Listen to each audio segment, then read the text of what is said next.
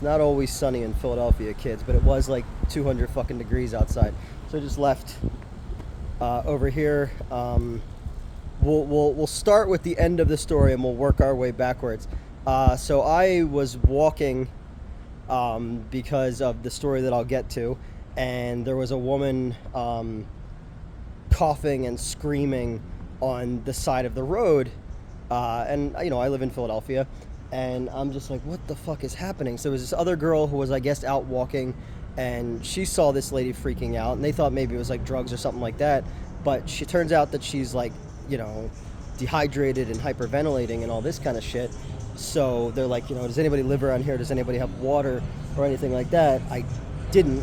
So I went to the pizza place and asked them, can I get a bottle of water? They were closing up. I said, hey, this lady's over here. So they called the police. I went and got water and stuff like that. We sat with her until the ambulance came, and she's okay. So now I'm walking back to my apartment after all the nonsense that happened earlier today. So we'll get to that. Yesterday I did the Mars Attacks show at the Colonial Theater, and then I went and I had a production meeting. So I think I got home last night like 7:30, 8 o'clock. I told Metz, I was like, oh, well, we could stream, but Metz doesn't have a car right now. So I was like, I'll drive to your house. But then what ended up happening is the job that I start, the new management job that I start, is like, hey, we need you in at this time tomorrow. And I was like, fuck. So I was sleeping in. I popped up, decided to get myself all fucking motivated, go out to my car, and I realized that that entire street had been flooded. So all the cars that were parked there were towed. And I'm just like, okay. So I call towing commission, and they were like, we don't have your license plate in our system. And they're like, so you got to call the police. Call the police, same thing. We don't have your license plate number in there.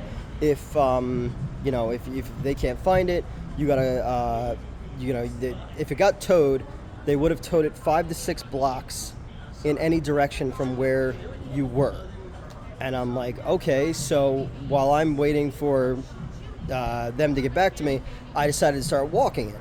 So the town I live in is a suburb of Philadelphia, and they made a whole fucking Adam Sandler movie about how hilly it is here, and it's steep as shit, and it's also 200 degrees outside, and I'm an old fat man. So I walked the 5 to 6 blocks, inside, outside, can't find shit.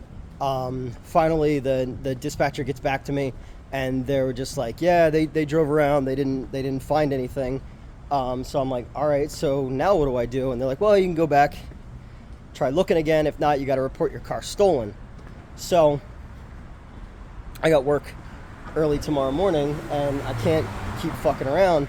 And I'm just like, all right, well, I checked the big parking lots, I checked the side streets, I went all the way down, shit like that. So I'm home, and I'm starting to get like super worried now, because like, if my car got stolen, this is going to be a problem, starting a new job and making a movie next week and all this kind of shit. So I said, fuck it, I'm gonna try a little unconventional thinking. So I walked 5 to 6 blocks the opposite direction, going into the town next to this one, and sure fucking enough, my car is sitting on a side street, like a good 30 minutes walking from my apartment. So I got my car, I moved it to a safe space where there hopefully won't be any busted pipes and shit like that. And then I was walking back, and I saw that whole fucking thing with the lady, and I can't run, like my knee is still fucked up.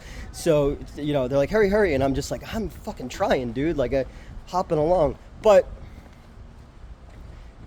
as much of a clusterfuck as that was, of not having any clue where my car was, of people not being able to give me any idea of where my car was, the vague 5 to 6 blocks in any direction,